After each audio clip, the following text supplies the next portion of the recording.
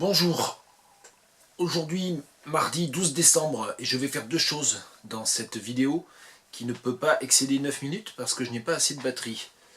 Je vais reprendre le chantier des traductions sans filet, ça fait maintenant 8 mois que j'ai interrompu et pour ce faire je vais traduire un extrait d'un des premiers romans de Patrice Nganang en signalant, mais tout est en dessous, j'ai fait une vidéo il y a 4 jours pour demander la libération de Patrice Nganang, pour expliquer ce dont il retournait. Je remets tous les liens en dessous de cette vidéo en vraiment enjoignant tous ceux qui ne l'ont pas encore fait, se renseigner sur la situation, à signer cette pétition.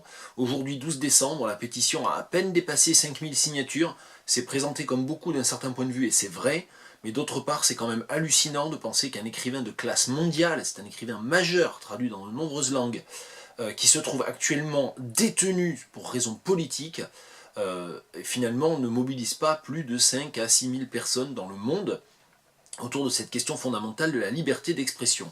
Voilà, donc signer la pétition, je ne le redirai pas.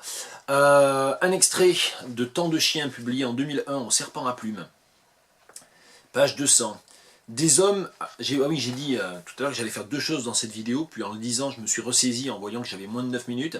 Je voulais aussi lire en fait un extrait d'un texte de Mongo Betty qui date d'ailleurs sensiblement de la même époque que Temps de chien, ça date du tournant 1999-2000, ben en fait je ferai une autre vidéo, ça sera l'occasion, et comme ça me force à faire des vidéos plus courtes. Donc on reprend les traductions sans filet, traduction sans filet numéro 118, Temps de chien de Patrice Nganang, le début du chapitre 6, de la 6e partie, du premier chapitre de la 2e partie. Je ne sais pas si ça fait un sens. Page 200 dans l'édition Serpent à plumes. Des hommes tapaient les commentaires devant une boutique. Leur voix secouait la route. Chacun d'eux voulait avoir raison.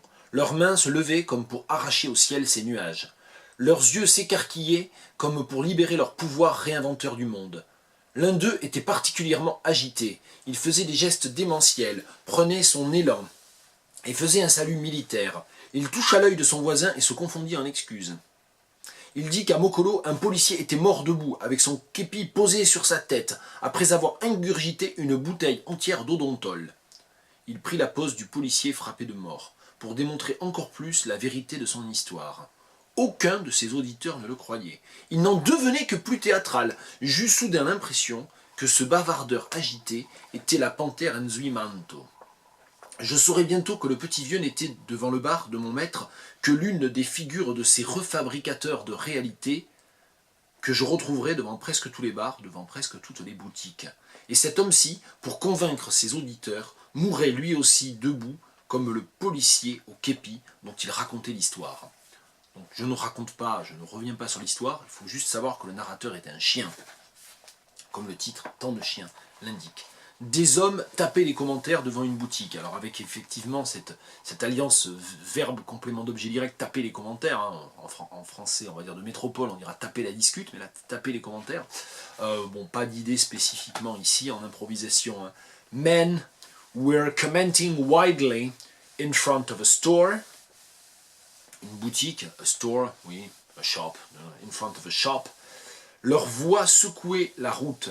Their voices were shaking the road. Et là, je pense que pour rester le plus fidèle possible à la force de l'image, à la simplicité de la phrase, il faut conserver l'image telle qu'elle. Their voices were shaking the road.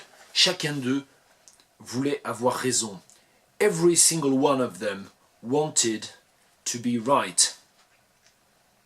Leurs mains se levaient comme pour arracher au ciel ces nuages. Donc là, c'est bien leurs mains au pluriel, hein, se lever. Their hands were raised as if they wanted. Je pense que si on dit they en anglais ici, ce sont les hommes, c'est pas les mains. Enfin, il y a une ambiguïté syntaxique qui je pense, ici est tolérable, fonctionne bien dans l'économie narrative du texte. Their hands were raised as if they wanted to pluck the clouds from the sky. Arracher au ciel ces nuages, pluck. Tear, normalement tear away the clouds from. Mais je ne sais pas voir, pluck qui a l'idée de cueillir, et de cueillir un peu avec force. Leurs yeux s'écarquillaient comme pour libérer leur pouvoir réinventeur du monde. Alors il me semble que écarquiller c'est squint, dans ce cas-là qu'on emploie. J'ai un trou, un doute, vous allez pouvoir m'insulter en commentaire, mais peu importe.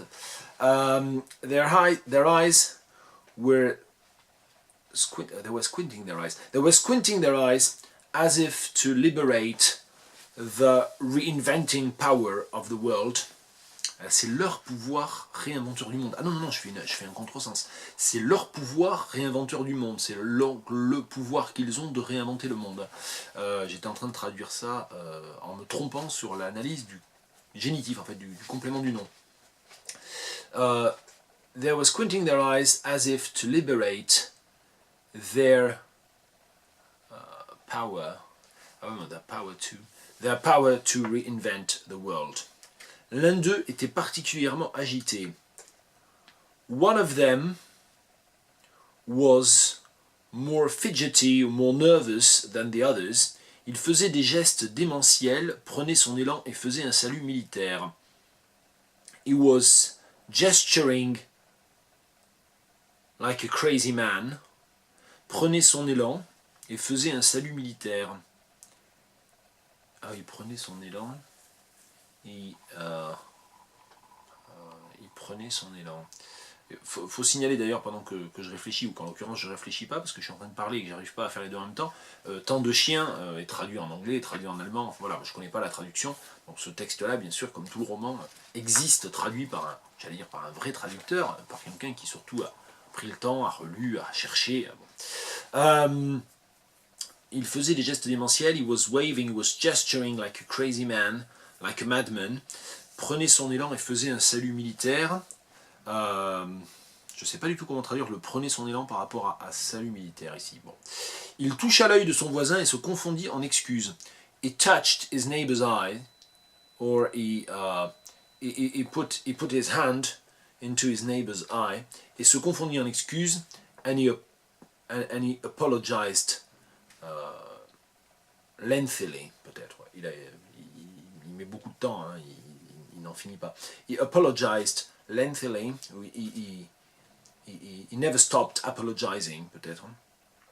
Il dit qu'à Mokolo, un policier était mort debout, avec son képi posé sur la tête, après avoir ingurgité une bouteille entière d'odontol. Alors je ne sais pas ce qu'est le képi des policiers, il doit y avoir un terme, spécial pour ça, un terme particulier pour ça. Bon, je sais pas, with his hat, je sais pas, c'est vrai qu'en anglais on dit policeman's hat, mais c'est le chapeau, enfin le képi particulier des bobbies, donc je sais pas trop. He said that in Mokolo, a policeman had died standing with his military hat on his head. Bon, c'est une première version, c'est juste pour essayer de donner un équivalent. Après avoir ingurgité une bouteille entière d'odontol, et je pense que l'odontol, j'ai pas vérifié, mais je pense que c'est avec un O minuscule, mais il me semble que c'est une marque, ça doit être une marque de produits pour se rincer la bouche, hein, donc je sais pas, soit on va garder odontal, après tout pourquoi pas, hein, soit on expliquera, ou comment dire, il me reste que 25 secondes, soit on expliquera en donnant un équivalent, quoi, mouth cleaning fluid. After eating a full bottle of odontal. Et je ne peux pas traduire la suite, mais enfin c'est peut-être une affaire à suivre, pardon. Traduction sans filet, numéro 118, reprise du chantier, en exigeant la libération de Patrice Nganang. N'oubliez pas la pétition.